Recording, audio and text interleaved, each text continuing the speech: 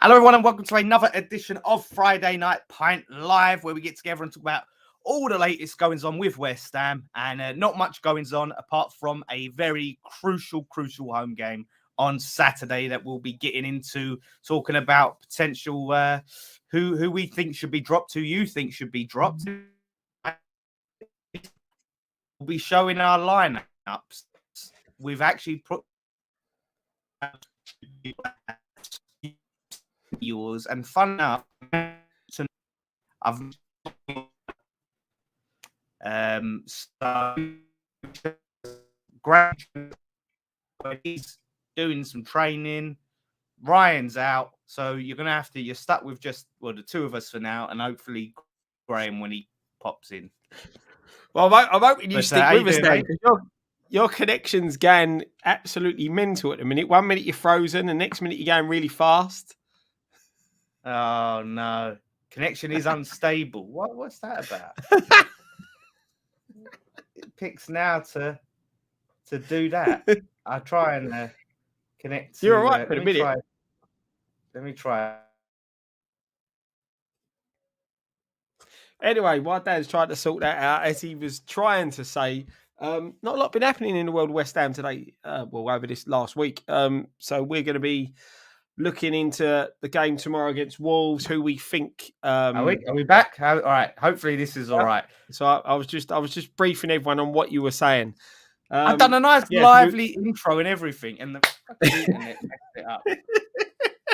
So we're going to be looking into that. We were looking into the Wolves game, and we'll tell you what we think the lineup should be. We're going to get your comments later on. I see quite a few of you have been in the chat since about around 7 o'clock, chatting amongst yourselves. So it's good to see. I've started some comments already. So, we'll get your views. But Dan, how you been? Yeah, not bad, mate. Not too shabby. Recovering from last Saturday, Nicky's Stag 2, where we didn't get in till gone 5 o'clock, mate. Jesus. It was a classic, weren't it? Oh yeah, we'll give it till about 2, and then we'll go, and then 2 turned into 3, 4, and then 5 o'clock in the morning. It's time to go home now. Yeah. Scott comes in. He's like, "Listen, I'm not gonna drink too much. I'm not doing any shots, all this," and then that goes out the window. But honestly, never again Chelmsford Day. It was a good night, but trying to get a cab back from Chelmsford at 5 o'clock in the morning is a nightmare. Oh mate, it was a cracking night. Nicky enjoyed it. It was good stag do. But the travelling home. I said we were stuck. We get an hotel. You're staying in an hotel for a couple of hours. You've pulped out the amount of money, or you've got to get a cab home. So we thought we'd get a cab home, and that weren't cheap. You just want to get in your bed at that time, didn't you? That's it, mate. But it was a good crack. Nicky was smashed. He had a sombrero and a poncho and a cigar, everything. He was all Mexicaned up. He was. It was a good laugh. Like I said, we had a lot of drinks, a bit of a dance every time when a few good songs that came on. I thought it was supposed to be an 80s club, and they played all modern stuff. I'm quite annoyed with that. So, but yeah, like I tried to say, and Scott sort of said, we're going to be really looking at this Wolves game. Not much else has happened, so we're going to be looking at that, talking about who should be dropped and who you think should be dropped, the live viewers, and then me and Scott are going to put up our preferred 11s, the lineups that we want to see. I've managed to not have a look at yours, Scott, even though you sent it to me and I've uploaded it to this. I managed to do it without looking at a single player you'd picked, funnily enough. So we're going to be surprised by each other's. That's it, mate. That's it. It was tough to pick it. And it was, it was quite funny to try and sort something out, because I don't know who's injured and who's not and who's fit. Because I think Johnson and Aguerd are looking like they're the only ones that aren't fit. From what I just saw comment. I could have tinkered with mine then, but yeah. Yeah, I think let me just share that. Yeah, I'll just get that. So, but yeah, I mean, mate, looking at this game, it's huge. I done a preview yesterday on the Wolves channel with Matt Jarvis, who's sort of predicted a draw himself. And it does have a bit of a draw all over it. Like these, I hate playing Wolves because the games are always just painful. It's just always painful games to watch. Me and you have been there a couple of times together, up to Molineux. But it's never really an entertaining game, is it? No, that's it, mate. You're right. It hasn't. It's we haven't got the best track record against them either. Was it? It took us a little while to so especially up there. We got that first time, me and you, we got absolutely trounced. Yeah. And this is the thing now. It's we thought them days had passed us, didn't we? The last couple of seasons, things were looking up, and now you're worrying about playing against them. And look, they're not in a great position either. No. 1 win in 14, I think they've got. Yeah. So that's the thing we got. It's the thing we got to look at. And this is a big game. It's a big game in our season. We've had that international break. It's a long road now between now and the World Cup, and Moisey needs some wins under his belt, big time. Yeah, I mean, both teams desperate for a win. Both teams struggling to score goals. We've scored 3. I think they've scored around that. They've really struggled for goals. They've brought in Diego Costa. Yeah. Who's he's a big player. He ain't played much football in a long time, so it's going to be interesting to see if he starts, if he's up to speed. But you just know Sky and all of that, the media is going to be, it's the story. It's going to be the story. Like Haaland wouldn't play Man City. Yeah, that's it. That's the thing, isn't it? I think we're on BT, aren't we? On is it BT? Yeah, it's BT. Yeah, because obviously Sky are having their love fest over Man United, Man City, which would no doubt be a disappointing game as usual. Do you know what? I know I'm going off subject a bit, but I know I do get pissed off listening to TalkSport and all that, and just the loving with clubs like United. Every excuse they've got to talk about them. They just bang on and bang on. And look, I ain't saying this just as a West Ham fan, but as a football fan, there's so many other clubs within the Premier League. Why don't we talk? Oh, sorry, Ken, it's Sky R5. Dan, I apologise. Cheers for pointing that one out, Ken. It's just so frustrating that they give the big boys airtime all the time. We say it when we watch the build-ups on games when the so-called the Sky Six have been playing, and they get an hour talking about their game, and then you get half hour on West Ham versus whoever, and it must piss other fans off as well because there's 20 teams in the Premier League, not 6.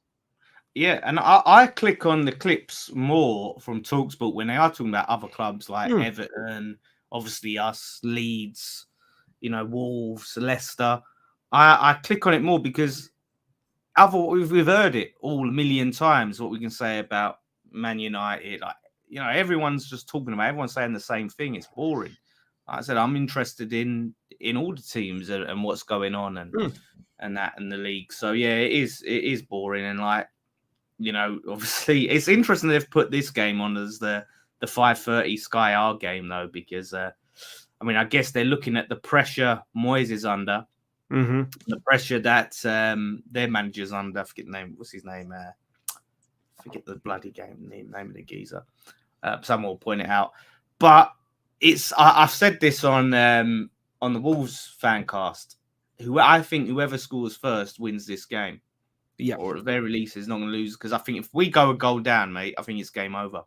I think the stadium is going to turn. The pressure is going to be on, and it's going to be tense, mate. It is going to be tense.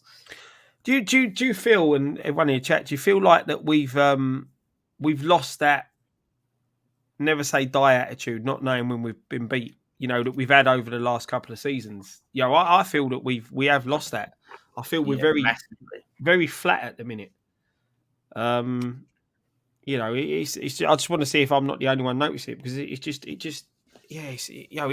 just worrying. It's really, really worrying.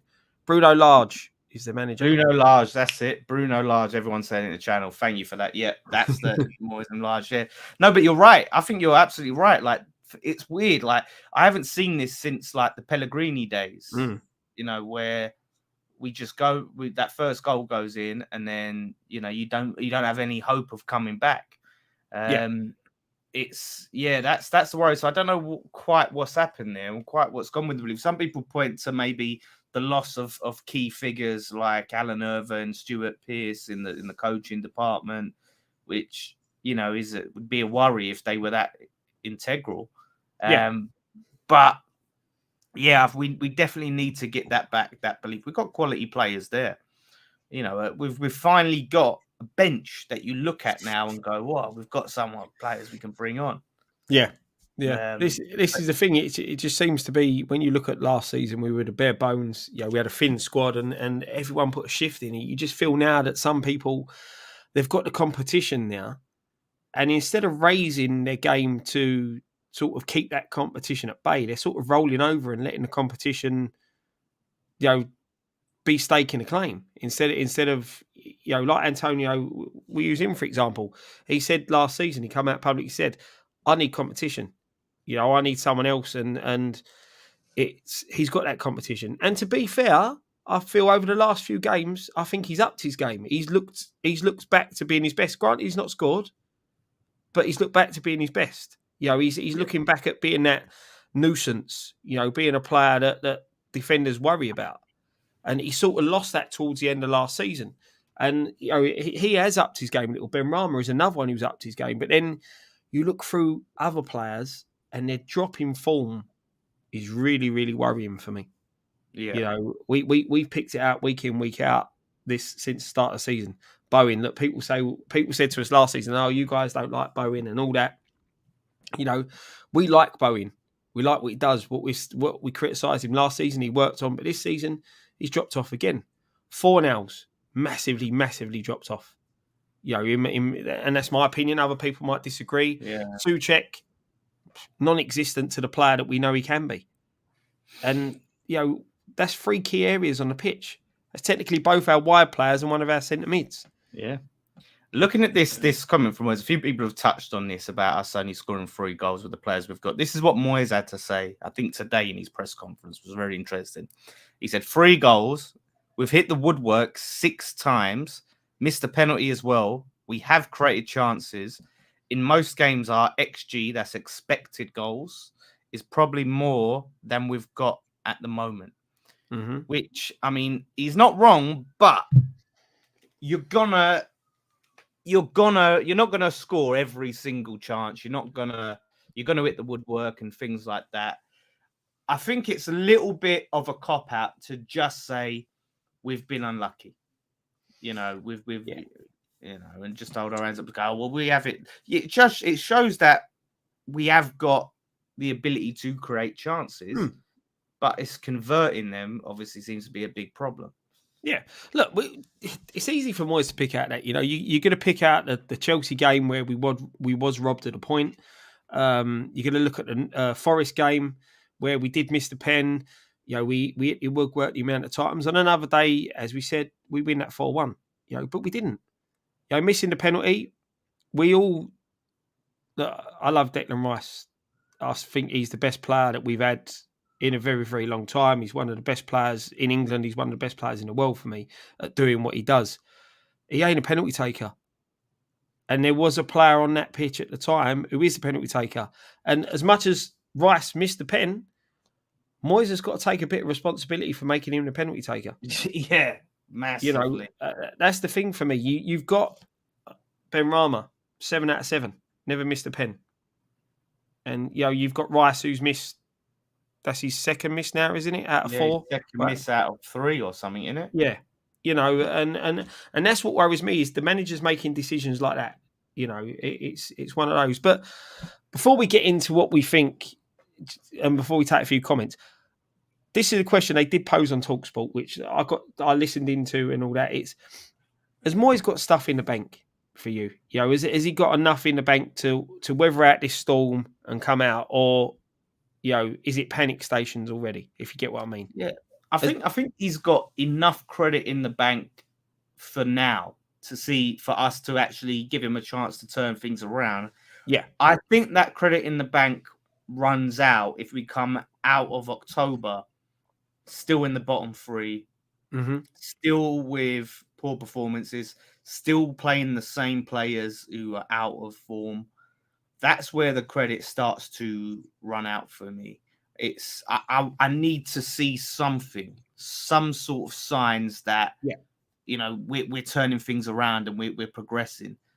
And if he puts out the same players against Wolves, who we're going to get into, and we have another crap performance, and we potentially lose that game, then I'm very close to having enough of him, to be honest. So, I'm going to be devil's advocate here. What about if the performances improve, but the results don't go our way? It's a tough one, isn't it? I think because we do need to win this game tomorrow and get out of the bottom three. If we have a shit game, but we win, then ultimately I feel a bit better. Like, okay, we've got the win. Now we're at the bottom three. Now we can start to focus on the performance. Yeah. If we have a good game, but we lose, it's hard, isn't it? Because it's a tough one, because you have to see the context of how the game goes. If you look and go, do you know what? The ref screwed us. We were just unlucky, but we were on the front foot for the whole game. We attacked. We played progressively, positively on the front foot, and not just defensive. Then I take something from that and I go, okay, Moyes is trying now. He's trying to do something different. He's trying to be positive. And then I give him the benefit of the doubt. Let me just quickly, I want to put this chat up because I think this will be good. We'll talk about this later. So Joseph Plaza, 449 super chat. Thank you, mate. Cheers, David Dean said the Prem should be reduced to 18 teams. Do you agree? We'll come back to that because I think that'll be a good little discussion after the end of this, what we're talking about now. So Joseph, stick around. I think we'll have a good discussion around that in a bit. So I've started some comments. If we take the ones more to about what you've been talking about with Moyes, and we'll leave the ones about the starting 11 until we've gone through ours. What do you reckon? Yeah, I think we can get through some comments, and I think we should just get our starting 11s. Have a look at that. I'm dying to see what you've got. To be fair, I ain't made a lot of changes. Right, so here we go. This is where we're touching on Moyes. Darren Clark says, guys, if you were still in the bottom three by the time the World Cup rolls around, do you think Moyes will still be here? I think he will still be here, but I think the pressure will be massive. Yeah. I think the board seemingly, they've given him apparently a vote of confidence, which isn't always a sure thing. But as we've talked about before, they haven't got the most itchy trigger fingers when it comes to managers. People wanted Big Sam gone for fucking seasons before they actually finally sacked him. Yeah. So yeah, I think he'll still be here. Yeah, I think so as well. I think it depends how far we are adrift. Yeah. If you know what I mean. If we're way off, you know, the performances haven't lifted and we're in the bottom three and we're 6 or 7 points behind the next team, I think maybe there might be slight rumblings of it, but no, I think he'll still be here personally. Moyes team selection is going to be massive tomorrow. I'm looking forward to that. Well, I say looking forward, but I'm eager to see it more than anything else. I'm dying to see the team he's going to put out. Philip said tomorrow's start 11 could decide how Moyes will be if he sticks with his usual players, and it'll be a long match ahead. I just got to bear with me, so it'll go through these to get rid of things. And he says, Scott, I think it's down to the players leaving the dressing room. Noble, Yarmer and Fredericks, that it's like something missing. I think that's what he was saying, where I said the spark seemed to have gone. This one here says, please, Moyes, be more adventurous. Yeah. Evening, Andy, by the way, mate. Colin says he's got 3 games. Eltel says, so down to 2, Hardy, others getting in their last bit of training for the London Marathon on Sunday. I tell you, the way Graham's looking, he looks like he's been training for the marathon. He's looking good. He's lost a good bit of weight. He's dropped a lot of weight, mate.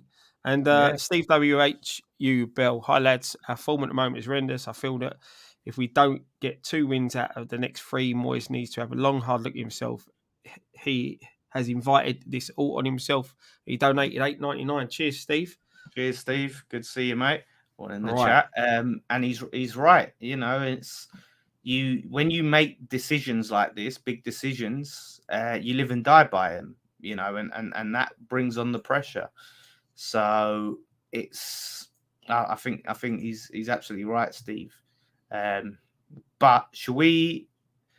get into these. Like I said, I'm dying to look into it. Let's have a look, right? So we've got these. So yeah, we've each gone through and done the starting 11 that we want to see tomorrow. So if you want to put yours in the chat, you put it in the chat or comment on ours and what you would change or who should be dropped. But this is ours, right? So I'm going to start with Scott's. So let's have a look. This is the team Scott wants to see us play tomorrow. So Moyes, if you're watching, you pick one of these. Right. Okay, Scott, talk us through the lineup. Well, it's not much changed in the system that we play, which I think it's just tinkering it a little. So I've stuck with a back four. A lot of people are going to sit there and wonder why I've stuck with Soufal, but I don't think Soufal's as bad as everyone makes out. I think he's a bit of a scapegoat personally. Emerson over Creswell, Zuma and Kehrer, obviously the only real two fit centre halves we've got. If Bonner was more fit, I'd probably go for a three at the back. But I've stuck with this one. Obviously, Areola, I feel Fab is a good keeper, but Areola needs to come in. You know, I'll see more from him in the European games that fills him with more confidence. Souček's form, as we all know, Downs, he got given a chance. He needs to be now given a chance in the Premier League.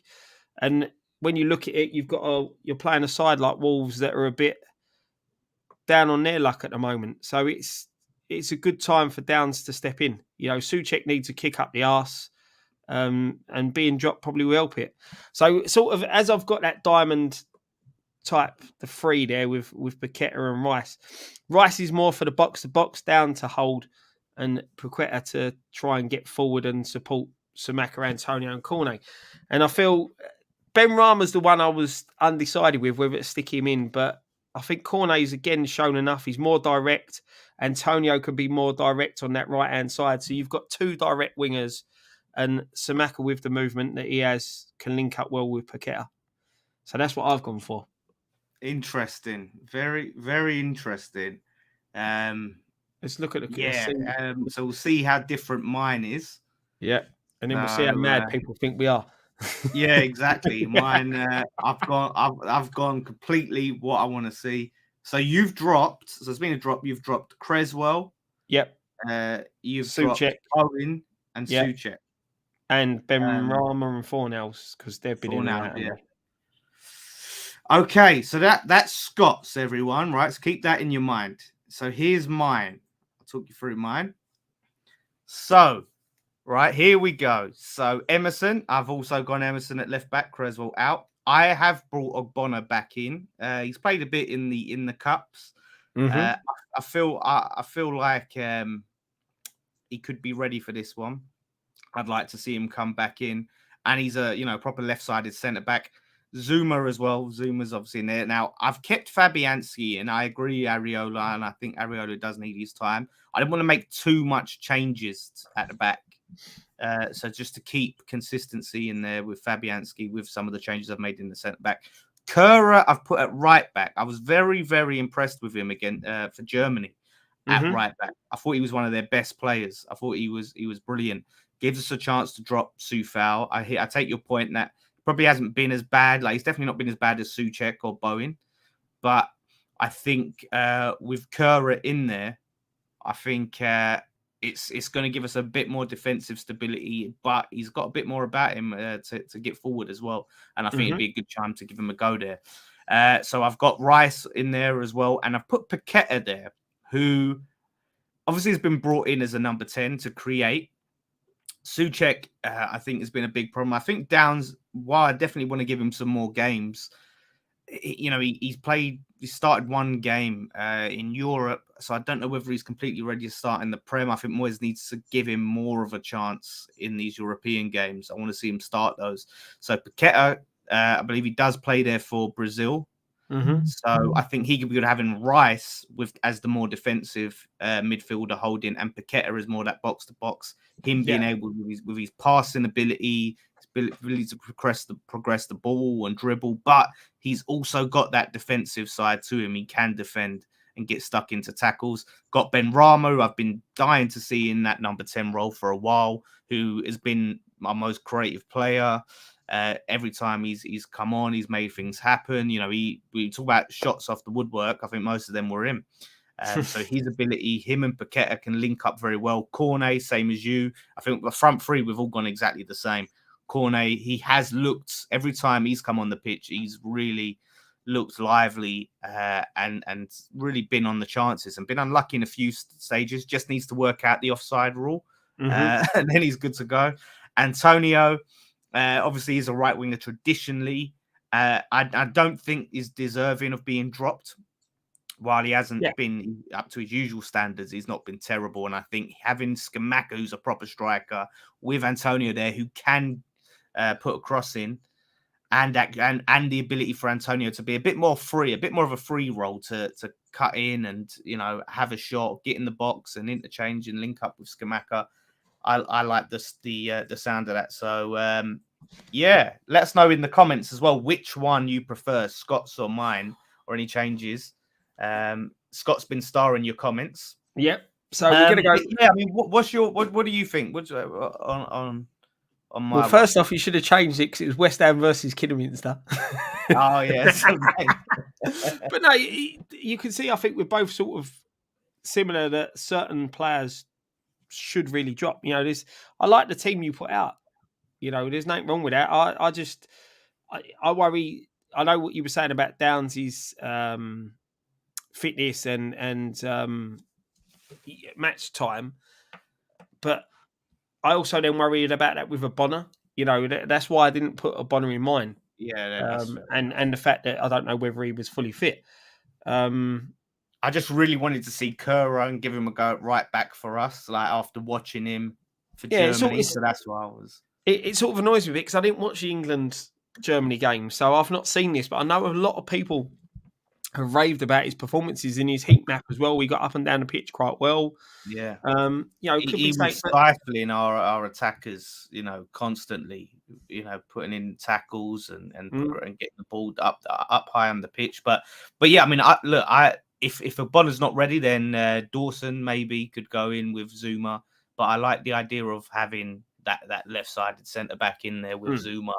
Same, mate. We look more comfortable when we've got that left-sided centre back there. You know, and the thing is, with as much as we sort of dig at Creswell, you know, as we said, I think Ryan or you put it, you don't want him to be another Kevin Nolan. But I feel Creswell has better games when he plays as that third centre half than he does as an out-and-out left-back. You know, so look, there's still a role for him to be there, and he's still a good player, and he's been a very good servant. So I'm not going to slag him off. I just feel that, for me, Emerson's more positive going forward. Yeah, you know, and I feel we saw that against who was it?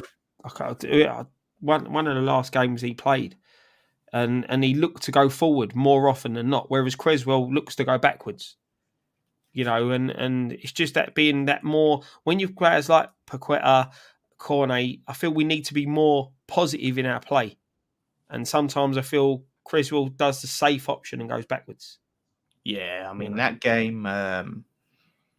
You know, he started. Was it the Everton game? Yeah, he was just well off it. You know, really was. So yeah, I definitely. I don't know why Emerson was dropped. I really don't. To be honest, it is. The thing is managers see more than what we see. They see it in training. You know, it's one of those where sometimes we don't see it all. So I weren't meant to put that one up. I was starring a comment and it flicked up. But you know, it's the best thing about it, mate. It's all about opinions. I just see that. It's from last time I used that app, I think was when I was doing a combined 11, not combined, predicted lineup against Kidderminster. That's how long ago since I've used that app. So it still says West Ham versus Kidderminster. That's it. Right, I'm going to go and get some comments. I've started a few more. Just trying to see who's gone for. I think it's 1-1 at the minute, mate. Right. I can't see many people saying mine's better or yours better. So let's go into our comments. So this was an early doors one. Roy says, I think Bowen, Souček and Soufal should be dropped. Miss Amaret said some of these were before we even come live. Personally, I think Bowen should be dropped. Defo also tend to say Soufal and Souček. Michael says, if Moyes does make changes for this game, he's going to invite more pressure on Borden fans. Massive game of the week, and if we lose, Moyes is in the shit house. Sorry, that's not really thingy. Rice and Downs in the middle, 100%, says Matt Gray. John says, for the chop tomorrow, Fab, Soufal, Soucek, Bowen, and Antonio. Kent says, Fabianski, Kera, Dawson, Zuma, Creswell, Deck, Bowen, Benny, Lucas P, Cornet, Samaka, 4-4-2, Diamond. It's an interesting system, that one. But even with that lineup, that's a decent lineup. You know, the two up top. My preferred 11, Ariola, Johnson, Emerson, Kera, Zuma, Rice, Downs, Cornet, Paqueta, Antonio, and Samaka going for the 4-2-3-1 system. And that's from a Leicester fan. Miss Hammerett says Antonio and Smacker up front, definitely. John disagrees with me. No way, Soufal. Sorry, Scott. You ain't got to be sorry, mate. It's all about opinions, and I respect your opinion. It's if we all had the same opinion, life would be boring. So no need to apologise. Scarborough Hammer says Ariola, Kera, Dawson, Zuma, Emerson, Downs, Rice, Paqueta, Cornet, Samaka, Bowen playing a 4-3-3 system. A few people going with you on the right back there. Phil says, don't think Emerson is an upgrade on Creswell in his opinion. I wish you got to see the England-Germany game, Scott, because it was an impressive performance for Kerr there. Yeah, I know. I've heard about it. I'll come back to that one I just put up. John says, Antonio is an impact sub. He's also been away with Jamaica, so I don't think he'll start. That's a shout. Miss Emmerett, all I like that on all, to be honest. Both are strong, and I'll be happy to see either. P Grade says, my lineup's pretty similar. Expect Creswell and Bowen are still in. Oh, love yours, but Cressy in. Emmers Mickey says, Kerry was great right back for his country. Will Moyes have the brains to try him there? I doubt it. I hope so, but the doubts, the doubts are there. Interesting, both are dropping Bowen. He's been off form, but feel he could have a great game against Wolves, and it's just a way of getting Samaka in without dropping Antonio. No, I feel regardless, Bowen needs to be dropped. He's been well off of it, and I just think we keep giving him game after game, start after start, to say, well, here's a good game for him to get his form back. Here's a good game. Put him in the Europa Conference game. Let him get him back up to speed on that, and give someone else an opportunity. Yeah, that's it, mate. Lee Anderson says Creswell slows us down, always looking to pass backwards. I think that reiterates what I said earlier. Dan's midfield isn't balanced enough, in my opinion. Philip says very close call, but I think Dan's just pips it. More with Scott's team. And CSS, Sameka and Cornet have to start. So I'm just going to quickly shift through. Here's a few more. Scott, you're right. Manager and coaches see a lot more than us in training, but it's what happens on a match day. It counts. Surely they're seen the same as us in recent games. And, I'm just trying to look for a bit more. This is a controversial one. Katie says, I'd rather Bowen than Rice. Wow. I know Katie's been on Rice's case for a while, but that's strong. He was Jace is in the chat. Shout out Jace. Old guard will start, boys. Won't change anything. He'll be on the watch along tomorrow, Jace. But if he don't, if he don't change anything, but we better have the performance of our lives and smash him, because if he starts the same old and we lose, it's gonna be that's it, mate. He is. Guy's 33 years plus a hammer. They should be dropped. If I put a shift in like them sometimes, I would be down the road. Your team, same as mine. There's a few people still saying that we should change manager. It's interesting to see, that it's a split opinion. Sorry. It's very divided, but it's more than there are some people I've seen on social media that are really ferociously is the word I'm thinking of, like in support of Moyes, like against the idea of him being dropped, like him being sacked at all. So, but there are quite a lot of people, and I thought it'd still be like a sort of a small minority at Moyes out or thinking about it, but it's really grown quite a lot. And I think this game tomorrow, like I said, if he plays the same old, and we lose, I think fans, even more fans, are going to be turning on them. Like each game, the balance can be tipped. So I think with Rice, Rice is just as frustrated as us. You see it. Yeah, look, I'm the first to admit when his performances have been off par, because it's like I love him with him, that I think he's such a good player. But he, you see the disappointment in his face when things don't go right. No, Dan's frozen on me again. Have I frozen? Yeah. Can you hear me though? I can hear you though now, mate. You've just frozen, so that's fine. I can still hear you. I can work with that. It looks like you're about to chin someone off camera. I'm trying to set something up just the way we can get our line up side by side. But right, while you're doing that, Matt 449, cheers, mate. Happy birthday to me. 3 points tomorrow, lads. Played 12, won 5, drawn 1, lost 6.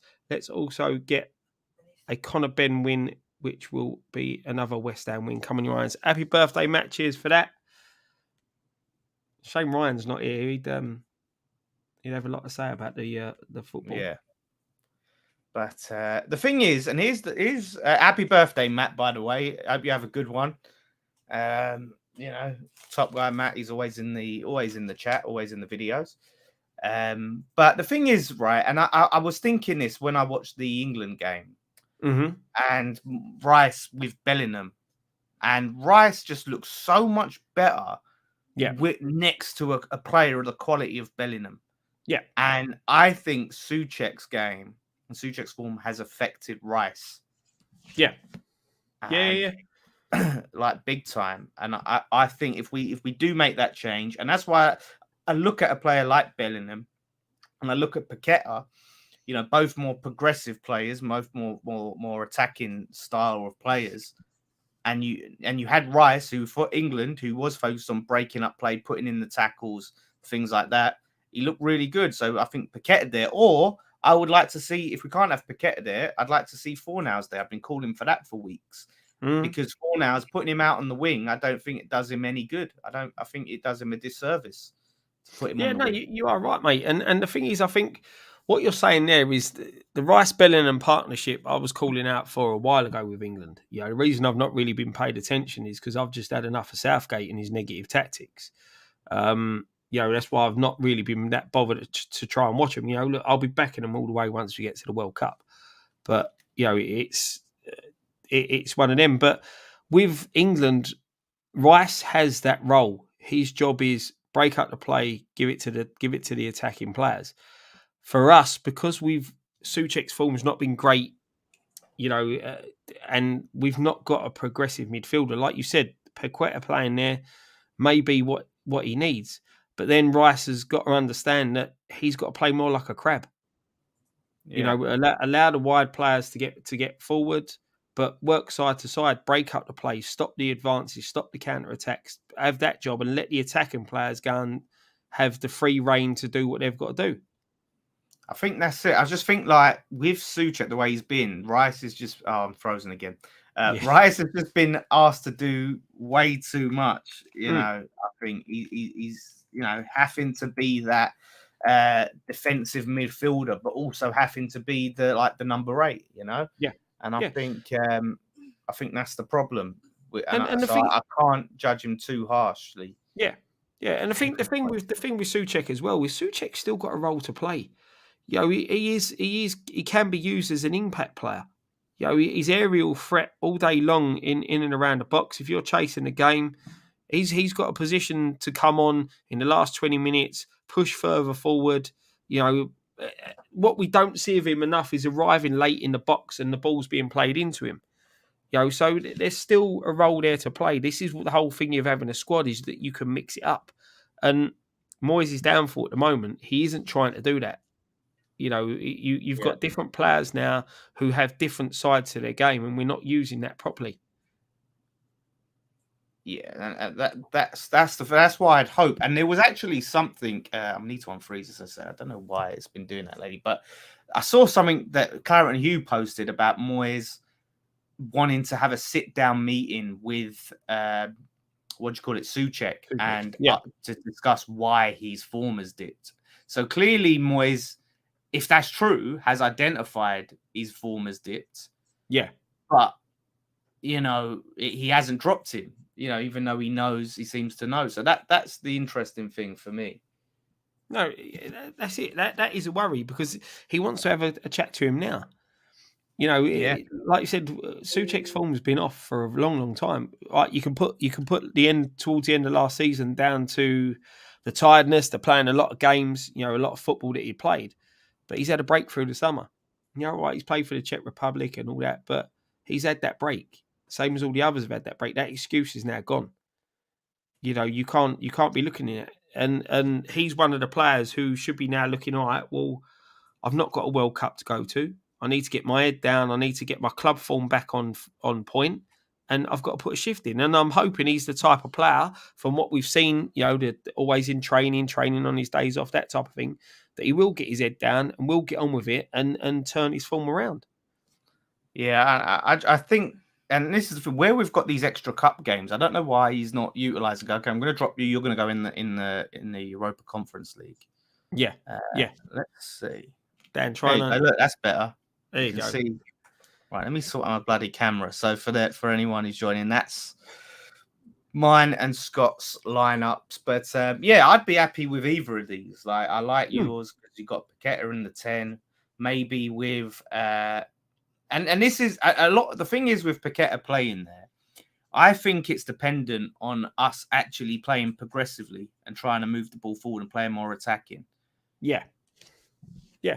That's it, and that's the thing. And when you see the likes of Pochettino, as I said a few times, you've got. I feel that he's a little further in front mentally than some of our players, and the players that are on his wavelength, he's had a lot of game time with. And this ain't no disrespect, but some players, you saw that when we signed the likes of Mascherano, he was miles in front of the players that we had at the time. And sometimes he's got to dumb his game down, to play with the players of the ability that we've got, because we haven't got world beaters. We haven't got players of that ilk. And, when you saw him for Lyon, he was on the same wavelength with some of them players. It's a learning curve, but he's only going to learn if he's playing, and he's got to play. Yeah, 100%. I'm guessing it's because you keep flicking between where you're trying to get this up, Dan. That's why you keep freezing, because you're frozen again. Let me switch to my other camera. I don't know why this is. I need to look into that. Why it's been playing up lately. While you do that, we have got a super chat while we were talking. Joshua says a 4-4-3 formation: Fab, Kera, Zuma, Dawson, Emerson, Rice, and Downs with Paqueta, Benrahma, Samaka, and Cornet. So again, strong side, very, very strong side. Cheers for the donation, mate. Yeah, obviously, I think you and I, by the look of things, have chose to sort of keep the formation the same. Yeah, pretty much. But I wouldn't be against the formation change. I'm against playing the 5 at the back. Yeah, I'm against that because I think that's been massively negative for us. We saw it against Everton. It's just not a good look. So anything but 4-3-3, I would be definitely interested to see how that goes and try that. But again, where it's such a big game, can you see him experimenting and taking risks, knowing that? I don't. I don't feel that he's got the opportunity not to, if you know what I mean.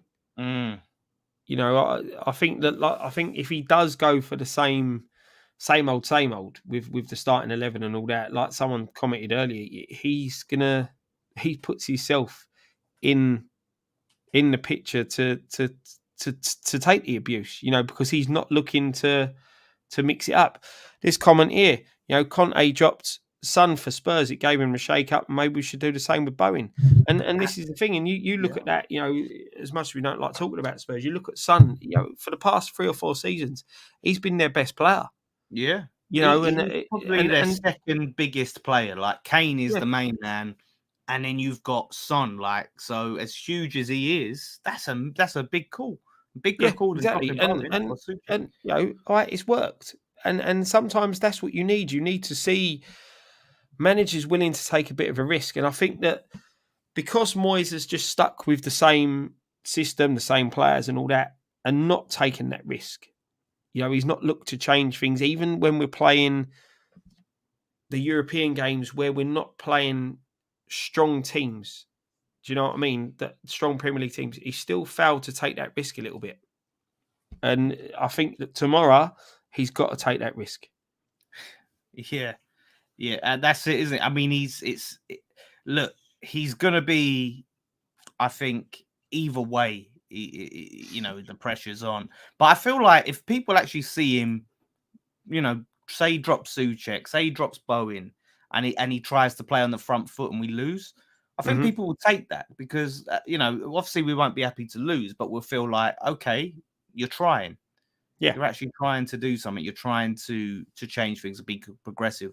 So, like you said, it's actually much better for him to actually try and change things up than keep things the same and try and play it. It's safer for him to change things because the pressure is going to be less on him if he does that. Yeah, and that's exactly it. And that's what we need. That's what we need. The team needs a shake up. We need something. So I've still got faith in Moyes to turn it around, and I'll stick with him as long as I can. Stick with him. That's what I'm going to say on that. For me, he deserves it. He's given us two seasons of pleasure in a way. We've enjoyed going back to West Ham. We've enjoyed. We didn't moan about the London Stadium as much, and football was enjoyable to go and see. And now that's what we need it to turn around. We know we've been punching above our weight a little bit, but consistent European football. Look, I think we've all said it.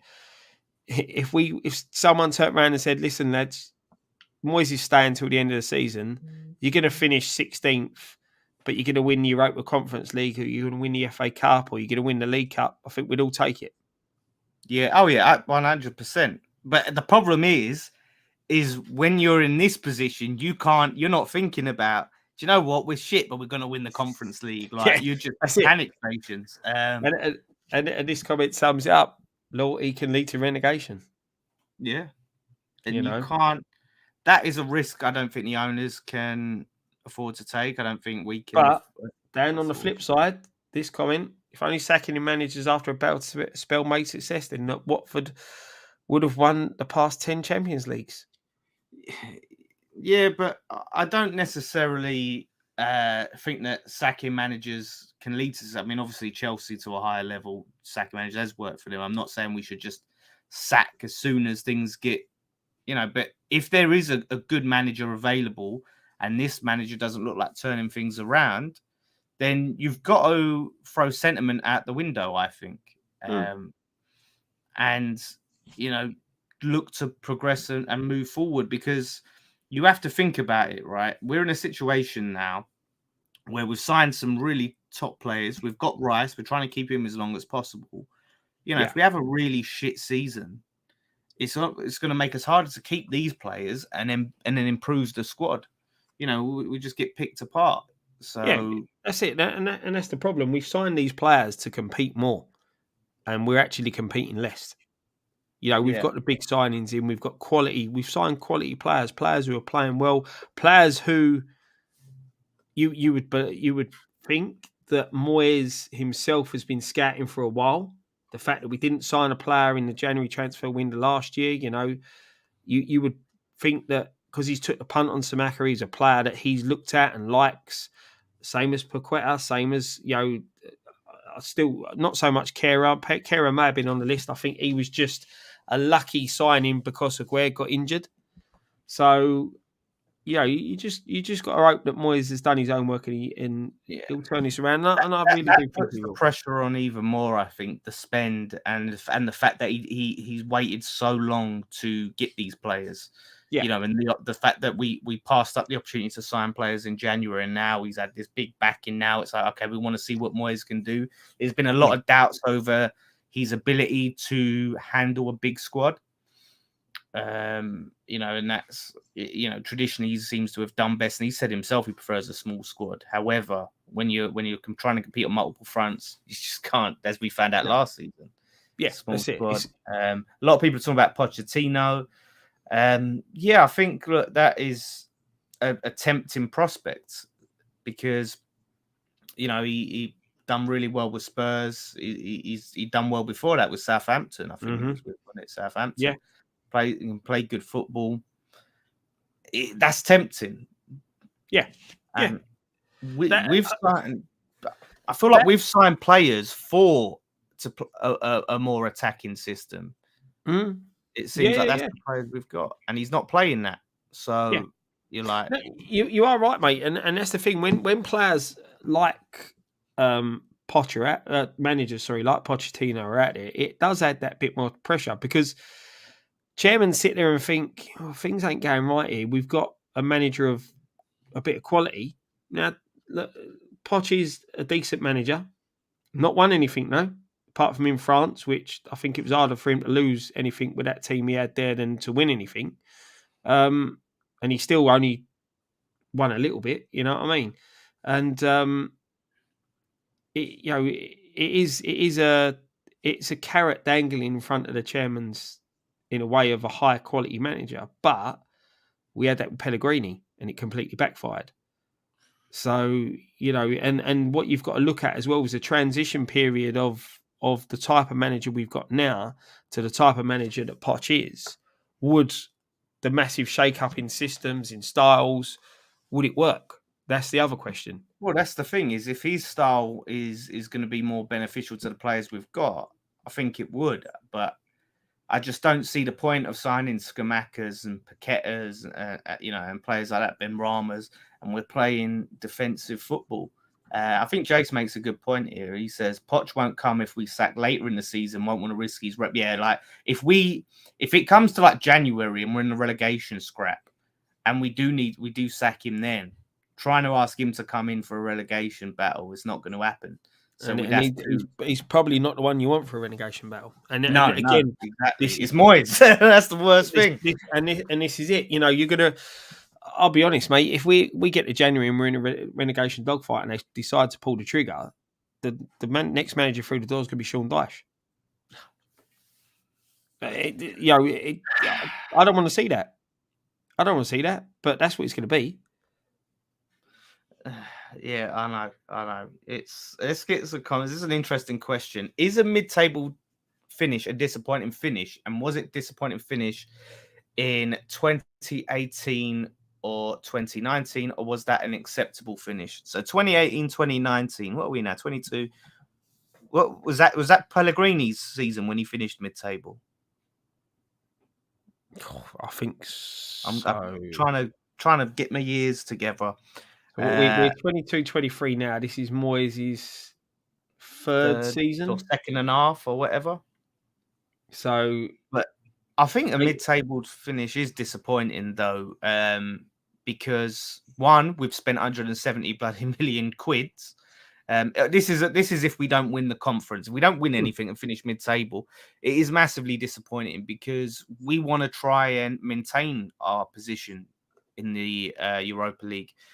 Again, I've said this so many times. What is the point of us moving to this stadium to be happy with 11th, 12th, 10th? What was the point? We could have had that at Upton Park. We moved here to try and compete with Europe. So to me, I think we want to be at least aiming to finish 7th. If we finished 8th, it'd be disappointing, but at least then I'd feel like, okay, we were in the race for it. Do you know what I mean? But like mid-table, us to go, just because we were shit under Pellegrini, I think that's the problem. Too many people keep harking back to, we had that shit season under Pellegrini, so we should just be happy with anything because we were shit under Pellegrini. Yeah, no, that's the thing. When you look at when you look at it on a whole, like you said, because we've had the 2 seasons we have, because we spent the money, it would be disappointing. You look at I think we said at the start of the season, same as the start of last season, we need to be challenging for that top 6. So 8th and above is what we need to be aiming for. Now 8th, yeah, that's still relatively mid-table, but it's a better end of mid-table. You'd rather be 8th than 15th, or 14th, however you want to, wherever you want to start and finish the mid-table. Like you said, the money that we spent the 2 seasons that we've had, even though we are battling out on 2 fronts at the minute, we need to be pushing for 6. Consistent European football, consistent Europa League, Europa Conference League, that type of football. Spending the money we have when we were that close away from, we were a win away from Europa League. We were at, I think, was it 9 or 10 points off of Champions League at one point? So you're sort of looking at the money we've spent, that should have closed that gap. Yeah, exactly. And I feel that I said this last season, that I think the seasons that other teams had above us, like the so-called Sky Six and teams like that, where they dropped off a level a bit, the likes of Arsenal, the likes of Spurs and all that was our time to capitalise on it. We've gone backwards. They've gone forwards. They've regrouped and grown again. We've now tried to grow, but somehow took a step back. Yeah, exactly. And this is the thing. Because Kiyama says here, and we finished 10th with Pellegrini. People were infused and buzzing with the project. I was happy with that 10th place because on the basis of look how bad we were the previous seasons under Bilic. Mm-hmm. And then even Moyes, when he came in, he did keep us up, but we were fucking awful under Moyes that time round as well. There was some of the worst football, but he kept us up, so you give him his fair play. But we were terrible. So 10th in Pellegrini's first season showed us, okay, this is progression, stability. Because I said, look, all he needs to do in his first season is not have us in a relegation battle. And he did that. And we started his second season well. The Roberto thing completely derailed him. I don't know why he kept playing the geezer, but it derailed. So then Moyes came in, and I had the same thing for him. Look, don't give us in a relegation battle. Progress from there, And we ended that season well. Then he got a 6th the following season, which is brilliant. Overestimated his expectations. Yep. And in the following season, obviously got a 7th. Now, that's the second. Like for Pellegrini's second season, I wanted to see better than 10th. I wanted to see him try and get into the European places, the 7th and 8th. Right, that was for his second season. Now we're in Moyes' second season, and we've spent a lot of money. So the same expectations I had for Pellegrini's second season, I have for Moyes, which is at least as close to 7th as possible, but get to 7th, especially spending more money than Pellegrini spent. He needs to be getting to that 7th and 8th. So we have to look at the context. We can also look at that, but look at the greater context around it. No one was saying that Pellegrini should just finish 10th in his second season. That's it, mate. It's progression. It is progression, and working forward, improving the squad. If we had 3 or 4 seasons of finishing in Europe, and then we'd had sort of a bit of a lull, but we were going through a big change of players. You can sit there and say we had 5 players leave, we've had 5 new players come in, but the 5 players realistically left. Some of them, weren't really first team regulars. So you're going to have that transition phase where you're going to have a bit of a lull. But I feel now this is Moyes' team. Do you know what I mean? There's no real players left over from the other eras apart from the long-term players that have been at the club, like the Bonners, the Creswells, the Noble, like last season, Rice as well. This and Antonio. This is now the core's still there. Rice, Oggy if he's fit, Fab and Antonio. That's your spine. But the rest of it now is beginning to be made up of Moyes players, and the performances are dropping off. Wait a minute, this is his third full season, isn't it, Moyes? Yeah, third full season. Yes, the third. So if he finished 10th in his first full season with us back, and then next season, the second season, we'd be looking to build on that. Like maybe if you look at 9th or 8th, then the third season, getting 170 mil, we'd definitely be looking and expecting to be in and around those positions. So for him to be third full season, money to spend, and us be happy with 10th, I think is poor. And I think Jace makes a good point with this. Hate this Mike and the Mechanics looking back over my shoulder. These people, those seasons are done and over. We need to look at this form now. Yeah, I think like again, comparing like Pellegrini was shit, wasn't he? And Bilic had that shit time at the stadium, so he can do whatever the fuck. No. Well, that's it. But it's just as we said. If we had players, if the new players were all playing, you could sit there and use the excuse it's bedding in, but they're not. So you can't use that excuse. And as I said last week, we seem to be the only team that doesn't put our new players straight in or doesn't give them half hour for a couple of games and then put them in. As I said, you look at Onana for Everton. Why we didn't sign that kid, I don't know, because he's what we're screaming out for, a box-to-box midfielder. The guy that Newcastle signed, they threw him straight in. He scored on his debut. And we, he does it with Pochettino, puts him on the bench, gets him on, before he's even had a training session. But all the other players are not ready, and one of them was playing in the Premier League last season. It's either way. Look, whether we like it or not, he is under a bit of pressure, and if we lose tomorrow, the pressure will grow. So whether we like it or not, I feel tomorrow we just need to turn up, see what he picks. If he mixes it up a bit, it's what we've been asking for. We want to see the performance from the players. We want to see them lift their game, and we'll all be right behind that side. Exactly. We've had 2 weeks with a break now, so Moyes has had time to reevaluate, readjust, plan for this game. So it's key. But we want to get the 3 points over ultimately and get out of that relegation zone. But before we answer that David Dean question, score prediction for tomorrow, Scott. Do you know what? I'm gonna be. I've been quite confident about this game all week. So I think we're going to win. I think Moyes is going to surprise us and make a couple of changes. So I am going for 2-0. Ooh, 2-0. I'm like you. I'm giving Moyes the benefit of the doubt that he will make some changes. He might not. He probably won't put the lineups out that you and I have asked for, and he might not make all the changes we want to see. But at the very least, he's got to drop either one of Souček or Bowen. I'll be really shocked if I see both of them in the lineup.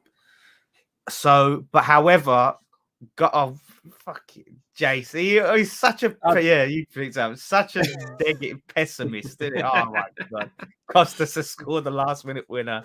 I mean, it's written, isn't it? It's written in the stars, as they say. In the wrong goal. That's what we want. But I do have to say is that apparently he ain't played like a full match since November last year or something like. So he's well out of fitness. Well out. He's a top quality player, but he's getting older. He's not going to be anywhere near match fit. So I don't think we'll have to worry about him. Touch wood. I think it will be 1-0 West Ham. We don't. They're a very defensive sort of team at the back, very solid at the back. Scoring goals has been a struggle for them as much as it is us. So I don't think it'll be a goal fest. I don't think it'll be an entertaining game. So I think one goal could decide it. So I'm going 1-0 and Cornet to score. Fair enough, mate. Two people have said now Costa to score the winner. There's been a couple of 3-1s, a couple of 1-alls, a 2-all. 58-2. That's one. Another 1-all there. A 2-1 if he plays the right players. It's another 2-0. So is it? See, people are confident going into this one, and that's what I want to see. I want to see a bit of confidence. And now Dan keeps freezing on me.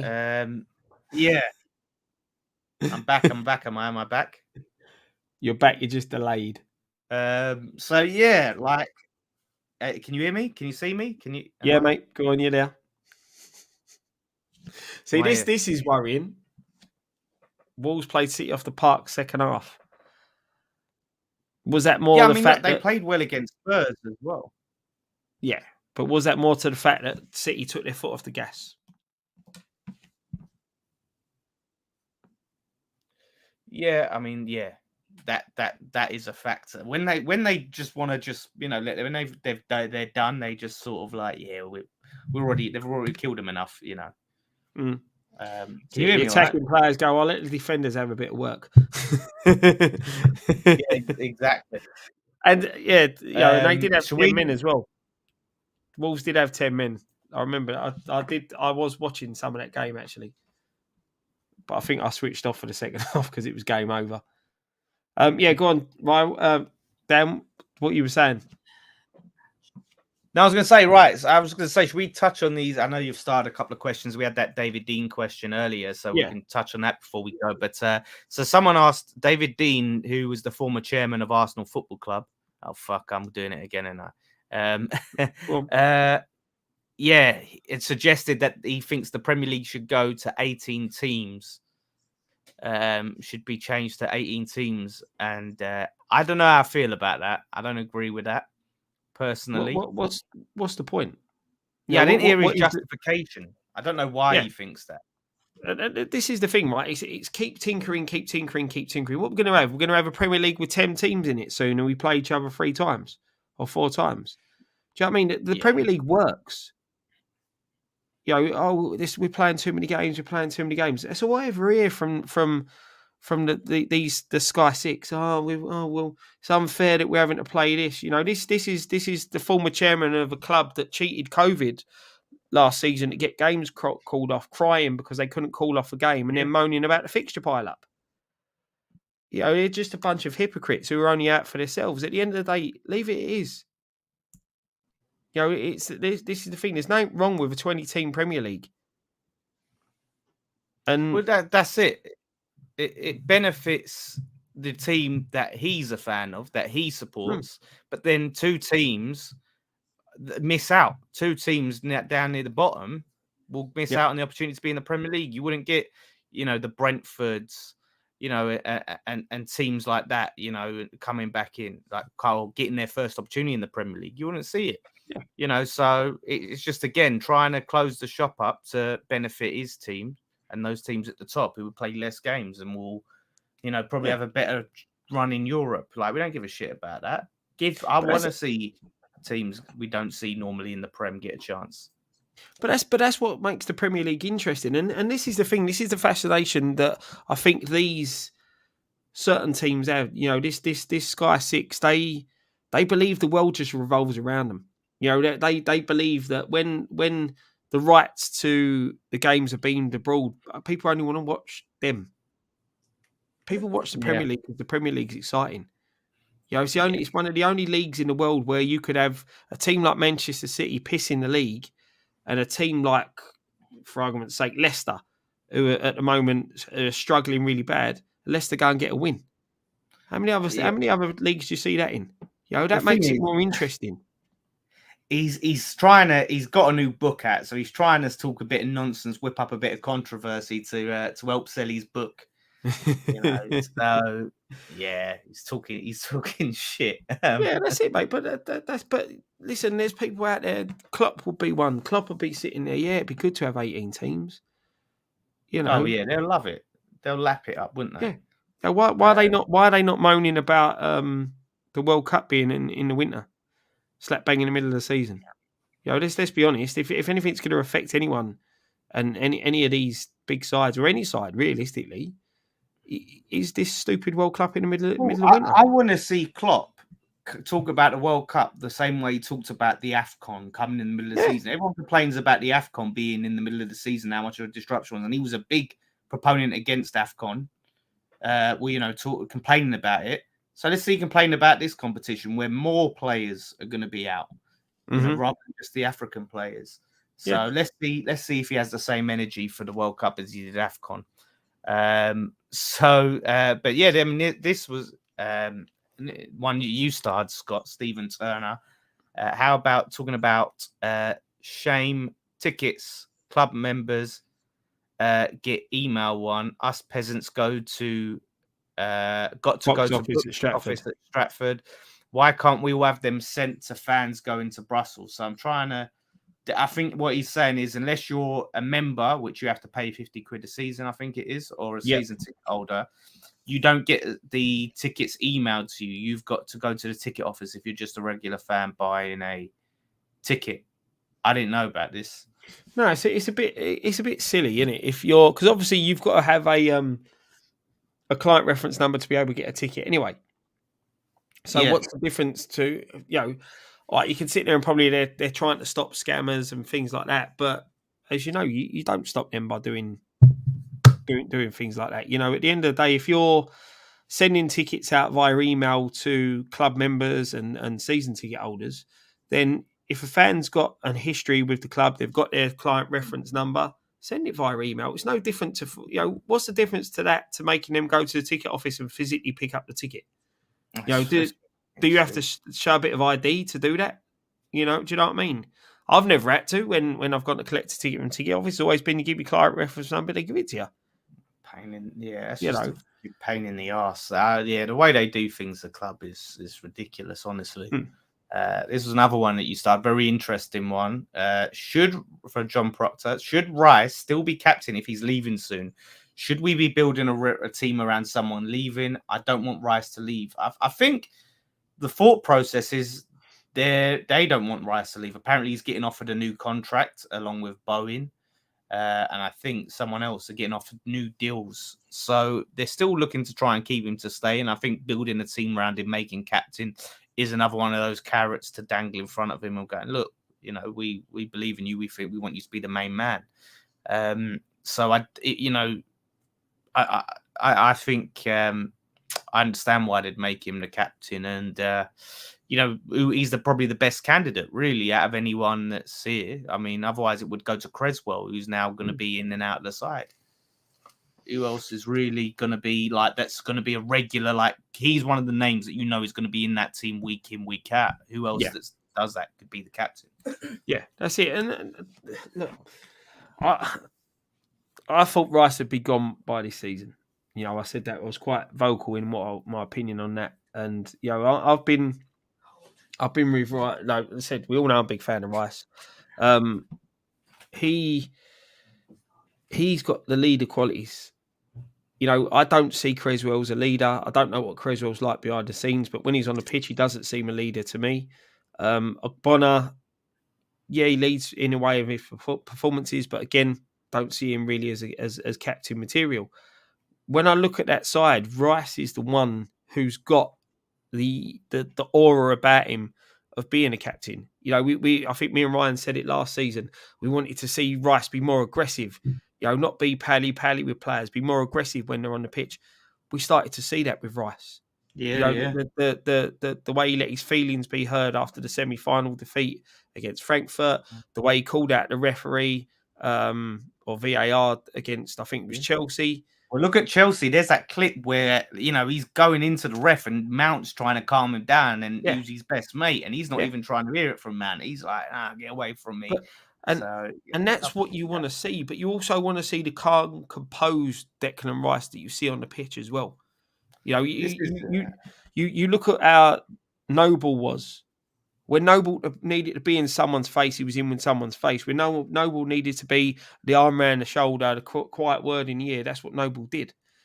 And I feel you're seeing remnants of, you're seeing Rice learn from the likes of Nobes, and the characters around him, and the characters around him in England as well.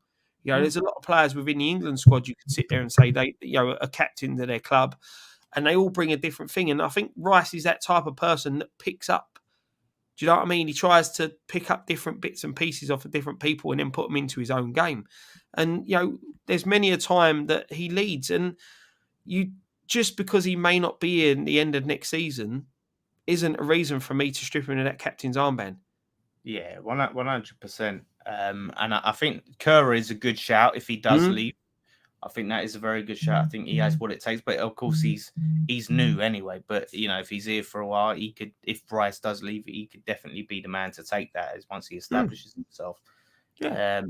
We've got a couple more before we wrap up. Let's see, this one is started from Lewis. When Aguerd is back, what do you boys think about playing Kura, Aguerd, and Zuma as a back three? Aguerd and Kura are good on the ball and pretty quick. It would be an absolute union. I mean, it would be good defensively, and I would play that against certain teams, the Liverpools, maybe the Man Cities, and things like that. But I don't want that to be our week-to-week system.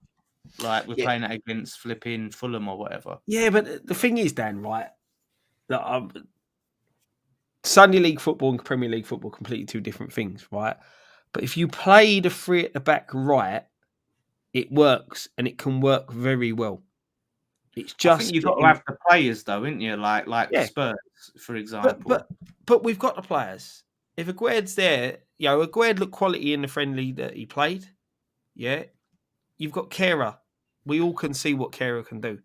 Zuma, 9 times out. The players going forward because you're missing out. You're taking out an attacker then to have an extra defender in there. No, you're not, because you're then playing. You play a 3-5-2, so you play 2 up top. It's the toughest job in a 3-5-2 is your wide players, because they're the ones that have got to get up the pitch. They're the ones. It's all how on you play. If you play with the right holding midfielder, and he works, as I said, talking about Rice when we put the system up, works like a crab, works side to side, like a Makaleli did for Madrid. Yeah, let the players let the attackers go full, go do the work. Teams counter attack, boom, he's there picking up the ball, gives it to someone else. Go do your job. Yeah. So long as you get that balance right at the left and the right, you don't want them both travelling forward at the same time. So you have that. You nullify that opportunity of an overload on the counter attack. You've always got that back three. You don't want that back three pushing forward. Let the attackers do their job. The back three's there. They've covered that side of the pitch. Your holding midfielder works side to side. It can work, but you've got to get. But the problem is, we just spent 50 mil on Pochettino. Yeah, and we're going to play. Yeah, but that's the thing. You've got to be looking at trying to play a free role player. Well, that's the thing, because if we're just going down the wings, on the counter and not giving him the possession that he would thrive off, he's completely wasted. Yeah, but like you said, he could. If you're playing a 3-5-2, you've got that holding midfielder. So then you've got 2 players, midfield players that you want box to box. He's a type of box to box player. He is. I don't know whether a counter-attacking system gets the best out of him rather than. But free at the back, not necessarily a counter-attacking system. You can have it as a progressive, positive system. Well, let's see. Could Moyes do that? We'll see. We've got this last one. I like how Denmark are changing their shirts for the World Cup to process human rights for workers in Qatar. That's one Scott starred. Yeah, I see that. I did see that. It's good what they've done. It's too little, too late. It's sort of like a token gesture, isn't it? It's nothing, a little statement. I see Kane is going to wear the rainbow armband and things like that. Yeah, look, this we all know. I think we're all not blind that this World Cup should never have happened in Qatar. Right? Yeah. They've got no footballing pedigree. Did we really need a World Cup in the Middle East? Not really. And the fact of what they were putting the workers through to build them stadiums, and there was a hell of a lot of people that died making them stadiums that you're not going to hear about. And the only reason I know that is because people I know were living out there at the time. They had people working on the roofs of them stadiums in 40+ degree heat. Yeah. Oh, yeah. It's wrong, but it's one of them things we're damned now, because we are against it in the way that they do treat people and some of the things like that. But we want to watch England in the World Cup. So that's what I think Denmark have done. And like you said, with Kane with the rainbow captain's armband.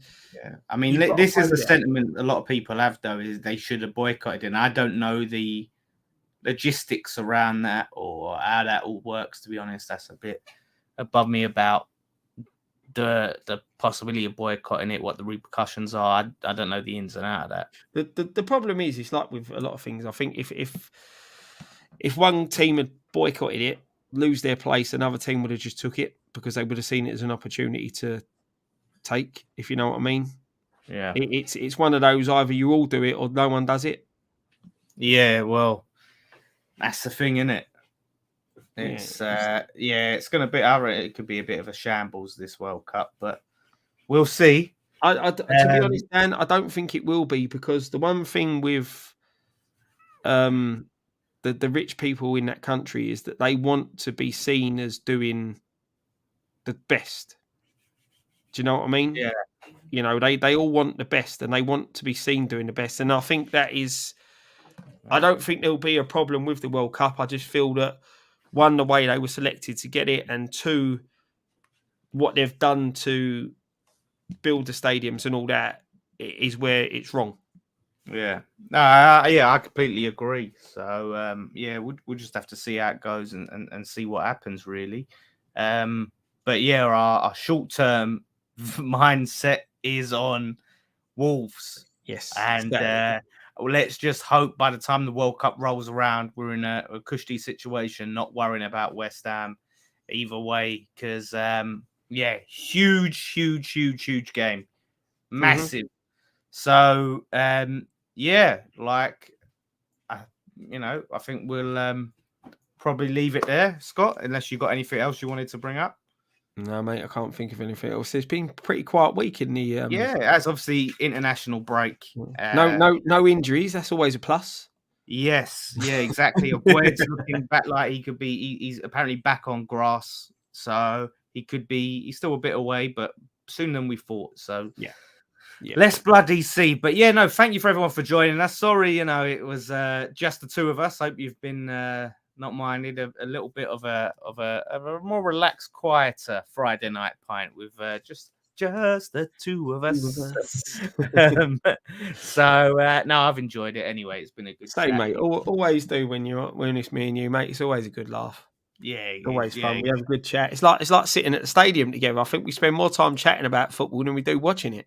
I know the amount of bloody goals we've missed or something like that. It's but we'll be at the ground tomorrow. You'll have the fan cams. Jace and Damo will be doing the watch along. So if you're not at the game, you can watch that, and then afterwards you'll have all the fan cams and the usual post-match stuff. But I will thank everyone who watched live. And if you haven't watched live, thank you too. And all the comments. Sorry, we haven't got around to all the comments. There's been a lot. They've been flying tonight. Great to see you all chatting with each other. Debate has been going. I'm going to see if I can put a poll up of mine and Scott's lineups. I'm not interesting to see and see what people think. But let us know. And we'll see. All eyes on Wolves. Yes, mate. Thank you, everyone. Mate. One thing left to say. Come on, you Lions. Come on, free.